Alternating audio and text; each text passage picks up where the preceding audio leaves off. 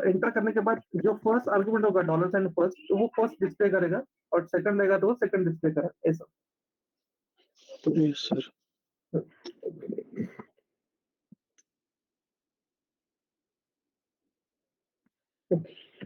ठीक है sir dollar one क्या? सर डॉलर वन कौन सी कमांड थी फिर? ये डॉलर आर्गुमेंट का dollar dollar an is nothing but sir कि पॉजिटिव इंटीजर, जैसे कि आपने दो आर्गुमेंट पास किए तो उसका फर्स्ट आर्गुमेंट जो रहेगा वो रहेगा डॉलर वन के थ्रू होगा, और सेकंड आर्गुमेंट आपने पास किए तो डॉलर साइन सेकंड टू, ये ऐसे पास होगा। ओके सर वो शायद इको के बाहर लिखा तो हो जाएगा। किसमें? इको के बाहर लिखा तो, मतलब इको नहीं लिखना है, डायरेक्टली डॉलर एन लिखा तो, डॉलर वन किया तो कॉल करने के लिए तो इको तो चाहिए ना सर? नहीं बता, तो मेरे को बताता हूँ मैं आगे कर लेता हूँ, मैं आपको बताता हूँ ऐसे कैसे आएगा। ठीक है, dollar sign hash is nothing but as हाँ ये हो गया ना, script dollar sign at the rate script and function same artistic dollar sign question mark exit status dollar sign exclamatory process ID and dollar sign underscore last हो गया previous command. ये हमें तो इंपॉर्टेंट कौन से है, ये हमारे फर्स्ट इंपॉर्टेंट है, ये dollar sign n, dollar sign hash, dollar sign question mark, ये तीन आपको पूछते हैं एग्जाम में, तो आपको इंटरव्यू में ये आपको पूछते हैं, तो आपको ये पता होना चाहिए। बाकी जस्ट एक डिस्क्राइब करने के लिए मैंने आपको बताया। सेकंड है वो है export variable, sorry environmental variable. Okay, environmental variable कैसे क्रिएट करते हैं अभी मैं आपको बताता हूँ।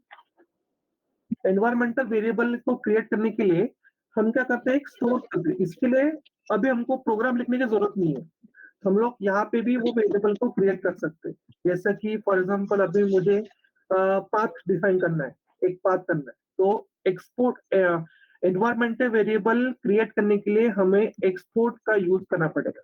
ठीक है, एक्सपोर्ट यूज करना पड़ेगा। करने के बाद जैसे कि मुझे अभी पाथ फाइंड करना है, डिफाइन करना है, तो मैं जावा होम इसका पाथ फाइंड करो, डिफाइन करता हूँ।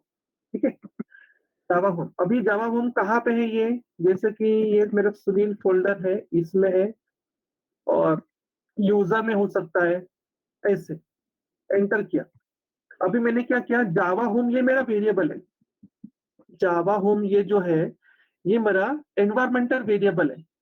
ये जावा होम पे मैंने क्या किया, ये पाथ मैंने डिफाइन कर दिया, डिक्लेयर कर दिया है। अब जब कभी मैं जावा होम कॉल करूंगा तो ऑटोमेटिकली मेरा ये पाथ कॉल हो जाएगा। समझे क्या? जब भी मैं जावा होम कॉल करूंगा तब मेरा ऑटोमेटिकली ये पाथ मेरा कॉल हो जाएगा। ये समझा आपको यहाँ तक? Yes sir. ठीक है, अभी इसको कॉल कैसे करना है, जैसे कि मुझे इको करना है, मैं इको करता हूँ और मैं होम करता हूँ। ठीक है, अभी मैं एंटर करूंगा तो मुझे पाथ दिखना चाहिए, ऐसे। समझा? मतलब मैंने क्या किया, एक्सपोर्ट वेरिएबल एनवायरमेंटल वेरिएबल को मैंने कॉल किया, तो एनवायरमेंटल वेरिएबल पे जो मेरा पाथ डिफाइन था वो पाथ मेरे यहाँ पे डिस्प्ले हो गया। तो ये होता है एक्सपोर्ट वेरिएबल। एक्सपोर्ट वेरिएबल हम लोग ऐसे डिफाइन कर सकते हैं या फिर ऐसे कॉल कर सकते हैं। सर हाँ बोलिए। ये जो ग्लोबल एनवायरमेंटल वेरिएबल है, जो ग्लोबली हम इसको डिक्लेयर कर रहे हैं, कॉल कर रहे हैं अभी, लेकिन आपने इसको ग्लोबली तो बनाया, लेकिन सुनील के अंदर बनाया, फोल्डर के अंदर, डायरेक्टरी के अंदर। हाँ तो अगर मैं इसको रूट से कॉल करूं तो हो जाएगा ये? हाँ हो जाएगा, कर देना, आप ट्राई करके देखिए, ओके सर, हो जाएगा। इसलिए तो मैं पाथ डिफाइन कर रहा हूँ ना उसका, या ये पाथ में सुनील ये पाथ है ना इसमें। जी जी। और एक्सपोर्ट का मीनिंग यही है, एक्सपोर्ट इसलिए हमें एनवायरमेंटल वेरिएबल को डिक्लेयर करने के लिए इस एक्सपोर्ट का यूज करना मैंडेटरी है, इसीलिए। ओके, ठीक है सर। इसके बाद नेक्स्ट आते हैं ऑपरेटर्स। वो है मेनली 3 to 4 ऑपरेटर्स है। वो है arithmetic operator, relational operator, Boolean operator, string operator. और एक्स्ट्रा ये जो ऑपरेटर है फाइल टेस्ट ऑपरेटर, वो हम ज्यादा यूज नहीं करते हैं, लेकिन नॉलेज के लिए मैं आपको बता रहा हूँ कि फाइल टेस्ट ऑपरेटर भी ये यूज होता है। तो हमारे पास कितने टोटल ऑपरेटर है? 5 ऑपरेटर्स है। First one arithmetic operator, relational operator, boolean operator, string operator and file test operator. तो एक एक करके वन बार लेते हैं हम लोग। फाइल टेस्ट का आपको वैसे यूज नहीं है, लेकिन एक नॉलेज के लिए हम लोग और डिस्कस करते हैं। फर्स्ट है अरिथमेटिक ऑपरेटर।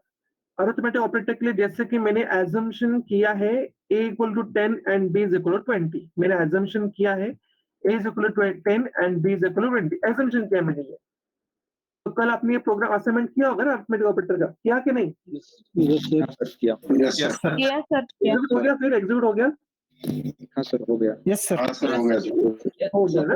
ओके। और जब भी हम लोग अरिथमेटिक ऑपरेटर हम लोग यूज करते हैं, तब हम लोग EXPR करके जो है ये सिंटैक्स है, ये यूज करना मैंडेटरी है। EXPR एक्सप्रेशन उसको बोलते हैं, ठीक है? सर आपका तो स्क्रीन मुझे एक्सप्रेशन शो नहीं हो रहा। क्या? आपका स्क्रीन मुझे शो नहीं हो रहा, तो मैं लॉग बैक करूं? ठीक है, एक बार लॉग बैक फिर से लॉग इन कीजिए। आप ओके सर। इनको ज्वाइन कर। आपका नाम क्या है? अश्विनी ओके। अश्विनी पंडित। तो अरिथमेटिक ऑपरेटर के थ्रू हमें क्या करना है कि एक्सप्रेशन देना है। एक्सप्रेशंस क्या देना है मुझे, मैं बात बताता हूँ। एक्सप्रेशन होते क्या है?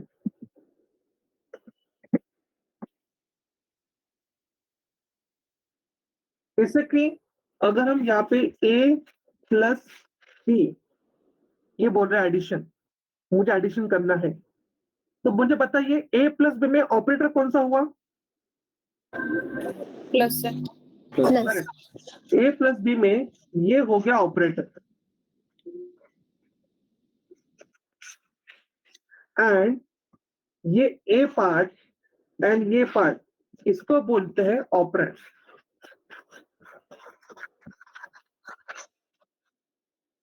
मतलब क्या? ऑपरेटर हमेशा दो ऑपरेंड के बीच में होगा, क्योंकि ऑपरेटर दो ऑपरेंड को चला रहा है। अभी आपने ऑपरेंड लिख लिए, यहाँ पे a लिख लिया, b लिख लिया, आपके पास ऑपरेंड तो है, लेकिन इस ऑपरेंड का करना क्या है वो कौन डिसाइड करेगा? ऑपरेटर। जैसे कि आपको प्लस करना है, माइनस करना है, डिवीजन करना है, मल्टीप्लिकेशन करना है, तो ये ऑपरेटर के वजह से इन ऑपरेंड का मीनिंग भी चेंज हो जाता है, ठीक है? तो इसको बोलते हैं ऑपरेंड एंड इसको बोलते हैं ऑपरेटर्स, ऐसे। और वो एक्सप्रेशन लिखने के लिए हमें EXPR का यूज करना पड़ता है, एक्सप्रेशंस का। अभी एक्सप्रेशन लिखने के लिए हमें $A एंड $B लगेगा। आपको A ही लिखना है ऐसा नहीं है। $A एंड B ये क्या है? वेरिएबल्स है। $A एंड $B ये क्या है? वेरिएबल है। आपको अगर A नहीं चाहिए तो आप लोग फर्स्ट नंबर सेकंड नंबर भी लिख सकते हैं। तो आपका एक्सप्रेशन क्या होगा? EXPR first number plus second number, तो आपका एक्सप्रेशन ऐसे बनेगा, ठीक है? तो वेरिएबल डिक्लेयर करते टाइम आपको उसका वेरिएबल का क्या नाम देना है वो आप लोग डिसाइड कीजिए, ओके? जैसे कि फर्स्ट एडिशन अगर हम करते हैं तो EXPR $A प्लस $B, उसका एडिशन क्या होगा? 30। तो ऊपर जैसे कि मैंने बताया है एजम्पशन A 10 एंड B 20 दोनों का एडिशन 30 यहाँ पे ऐसे आ गया। सब्सट्रैक्शन करते हैं तो माइनस होगा, 10 माइनस 10 आ गया, क्योंकि 10 में से 20 माइनस हुआ इसलिए। मल्टीप्लिकेशन करना है तो मल्टीप्लाई हो जाएगा, डिवीजन करना डिवीजन हो गया, मॉडुलस होगा। देन ये सब है हमारे अरिथमेटिक ऑपरेटर। ये सब हमारे क्या है? Arithmetic operator, plus minus multiplication division and modulus. उसके बाद आता है असाइनमेंट ऑफ, इसको बोलते हैं, इसको अरिथमेटिक ऑपरेटर भी बोलते हैं, लेकिन इसको स्पेशली इसको बोलते हैं असाइनमेंट ऑपरेटर। इसको बोलते हैं assignment operators. There are 3 types of assignment operator. First one single assignment, second equality बोल सकते हैं हम लोग, सिंगल इक्वल ऑपरेटर। नेक्स्ट है equality operator and third one है नॉट इक्वलिटी ऑपरेटर। अभी इन तीनों का मीनिंग क्या है? जैसे कि फर्स्ट है single equal to. Single equal to से क्या कर रहे हैं हम लोग कि A को हम B का वैल्यू असाइन कर रहे हैं।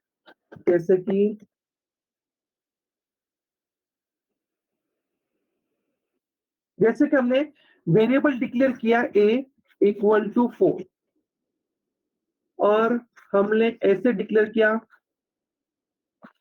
फर्स्ट नंबर 45, ऐसे में डिक्लेयर किया। तो यहाँ पे मैंने क्या यूज किया है, सिंगल इक्वल टू, यहाँ पे मैंने यूज किया है सिंगल इक्वल टू। तो सिंगल इक्वल टू क्या करता है, ये वैल्यू है, ये जो वैल्यू है ये इसको असाइन कर देता है। मतलब फर्स्ट नंबर मेरा क्या हो गया, ये फर्स्ट नंबर मेरा हो गया, फर्स्ट नंबर ये मेरा हो गया वेरिएबल, ए हो गया मेरे वेरिएबल, ये दोनों मेरे क्या हो गए वेरिएबल। समझ रहे आपको, वेरिएबल्स इक्वल टू हमने वैल्यू डाला तो वो क्या करता है, वैल्यू वो वेरिएबल को असाइन करता है। आपको समझा अभी, इसमें कुछ डाउट है? सिंगल इक्वल टू मतलब क्या? नो सर, नो सर, मतलब समझा नहीं वो है, नो है, या समझा ये वो नो? समझ गया सर। समझ गए। ओके, मतलब ये ध्यान में रखो, आपको सिंगल इक्वल टू मतलब क्या, वैल्यू का असाइन करना है। जैसे कि ए इक्वल टू बी दिया मैंने, ए इक्वल टू 45, मतलब ये वैल्यू को हमने असाइन कर लिया इसके लिए। अभी नेक्स्ट है डबल इक्वल टू, ये होता है double equal to, a equal to. जब भी हम लोग डबल इक्वल टू देते हैं, इसका मतलब क्या है कि ये कंपेयर कर रहा है कि ये इक्वल टू और ये ऑपरेंड और ये ऑपरेंड, ये दोनों ऑपरेंड इक्वल है क्या, ये चेक करना है मुझे। जैसे कि मैं अभी चेक करूंगा कि मेरे a equal to 45 and b equal to 60, तो क्या हो गया 45 इक्वल टू 60, तो ये इक्वल है क्या, नहीं, तो आपका कंडीशन होगा wrong, this is wrong condition. अगर मैं चेक करता हूं कि 45 इक्वल टू 45, ये क्या है, करेक्ट है, तो ये होगा करेक्ट। तो समझा आपको ये डबल इक्वल टू क्या है? डबल इक्वल टू मतलब क्या, कंपेयर करना, कंपैरिजन। कंपेयर करना, दोनों में आपको क्या करना है, कंपेयर करना है। और नॉट इक्वल टू मतलब क्या, ए not equal to be.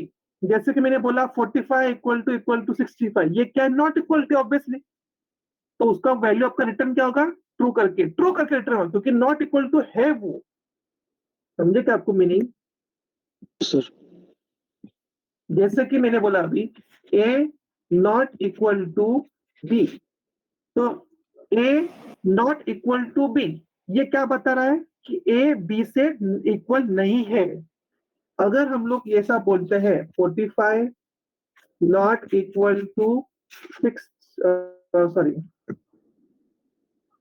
Single equal to 65, ये इक्वल है क्या? सर, नहीं, तो इसका मीनिंग क्या है, 45 नॉट इक्वल टू 65, तो इसका आंसर क्या आना चाहिए, ट्रू रिटर्न करेगा। इसका आंसर ट्रू आएगा, क्योंकि करेक्ट है, उसने करेक्ट बोला है। तो नॉट इक्वल टू का ये मीनिंग है। समझे आपको ये ऑपरेटर? समझे, बहुत सिंपल ऑपरेटर है, कुछ ऐसा डिफिकल्ट नहीं होता। सर मॉड्यूलस वाला एक बार बताइए। मॉड्यूलस वाला क्या है कि रिमाइंडर फाइंड करता है, रिमाइंडर फाइंड, जैसे कि 4 मॉडुलस पाई अगर बोलेंगे तो उसका रिमाइंडर आता है 1 रिमाइंडर आएगा ना उसका 1, सर तो 1 रिटर्न करेगा।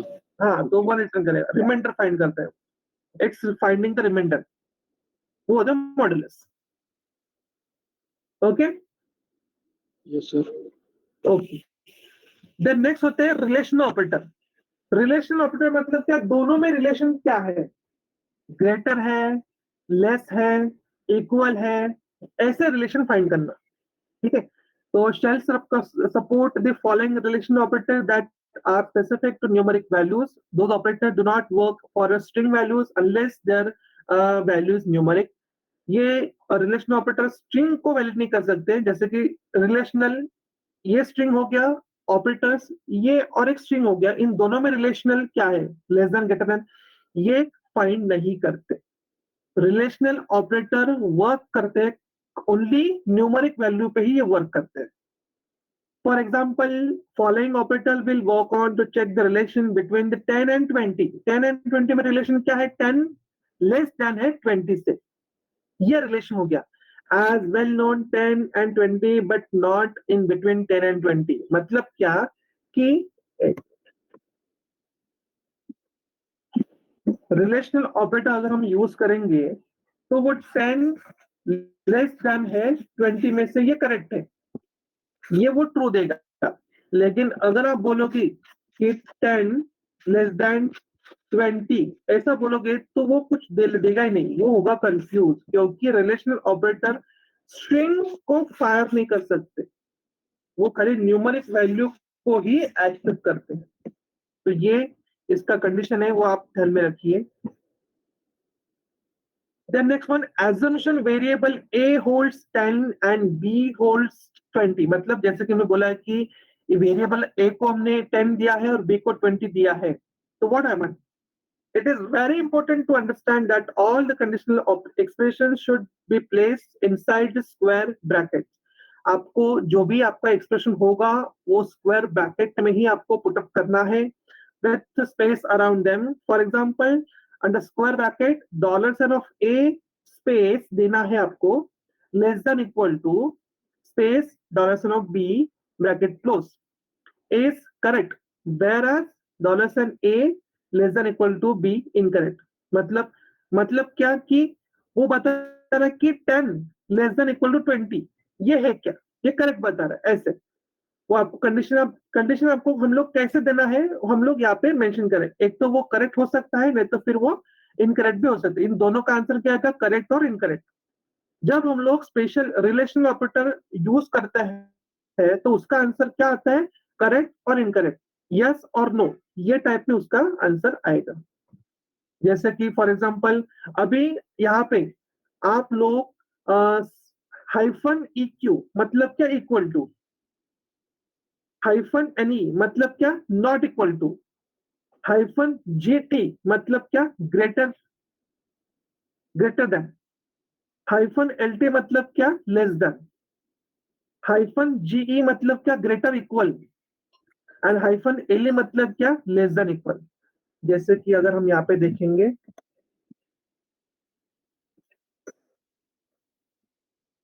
अगर मैं यहाँ पे बोल रहा हूँ A लेस देन B ऐसा बोलो, तो मैं ये ऐसा भी लिख सकता हूँ,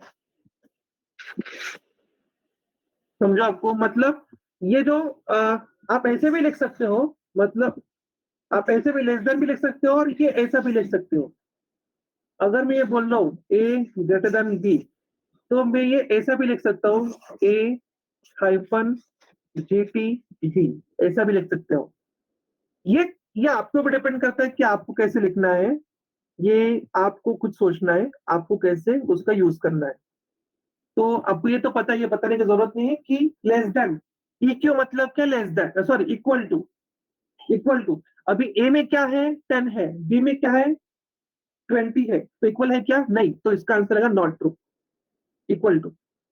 नेक्स्ट वन है नॉट इक्वल टू, A में क्या है, 10 है, B में क्या है, 20, और हम क्या चेक कर रहे हैं, नॉट इक्वल टू चेक कर रहे हैं, तो नॉट इक्वल टू है ऑलरेडी, 10 और 20 नॉट इक्वल टू है, तो इसका आंसर क्या आएगा, ट्रू आएगा इसका आंसर। देन नेक्स्ट क्या है, greater than, 10 greater than B, obviously 10 ये ग्रेटर है नहीं 20 से, तो ये नॉट ट्रू आएगा। नेक्स्ट क्या है, less than, 10 less then 20, yes this is true, why, because of 10 is less than 20, 10 ये 20 से लेस है, इसलिए ट्रू आ गया। Then next one greater equal, obviously greater equal नहीं है ये, और लेस देन इक्वल इसका ट्रू है, यस लेस देन हम इसको बोल सकते हैं कि 10, एक मिनट,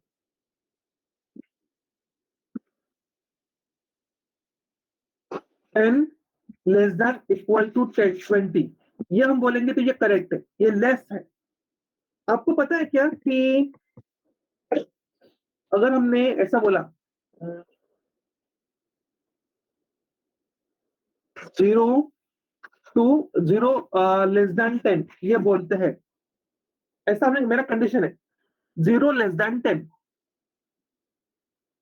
तो अगर ये 9 आता है, 9 लेस देन 10, तो ये क्या होगा, ग्रेटर होगा, सॉरी कंडीशन ट्रू आएगा कि फॉल्स आएगा, ट्रू आएगा। ट्रू आएगा। ट्रू आएगा।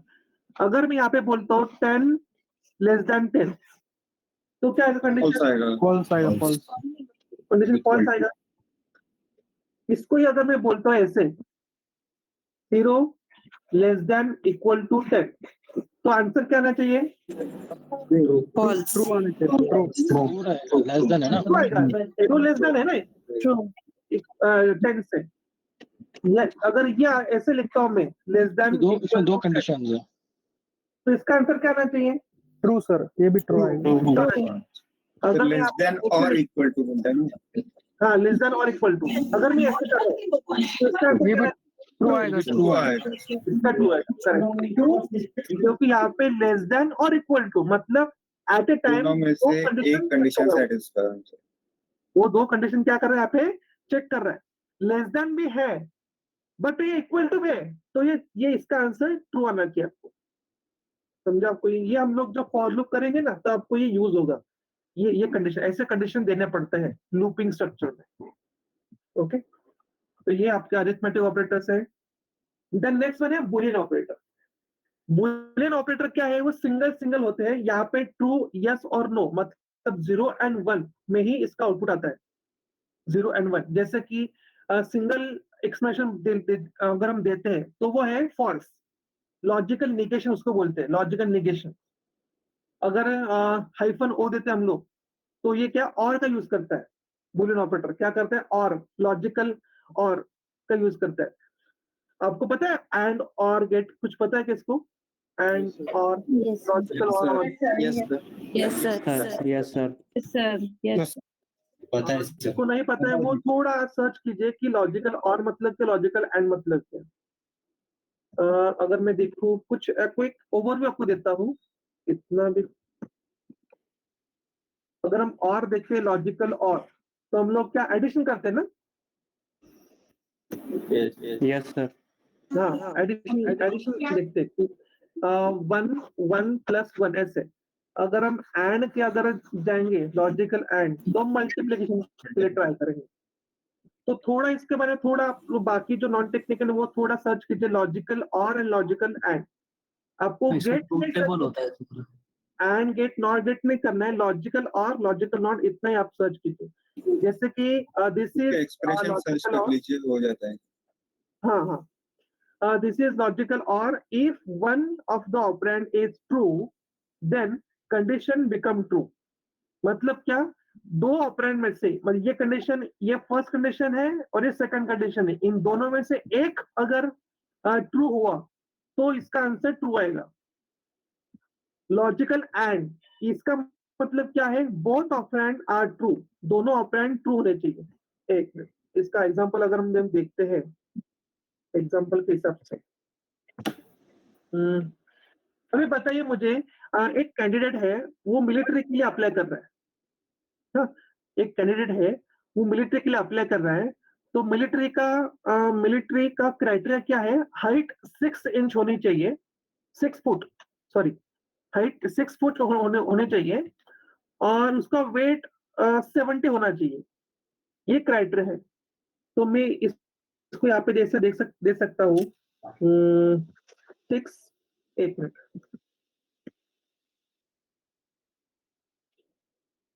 Wait less than equal to 6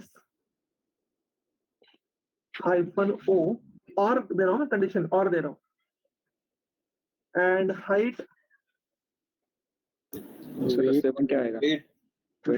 equal to 70, ऐसा दे रहा हूँ।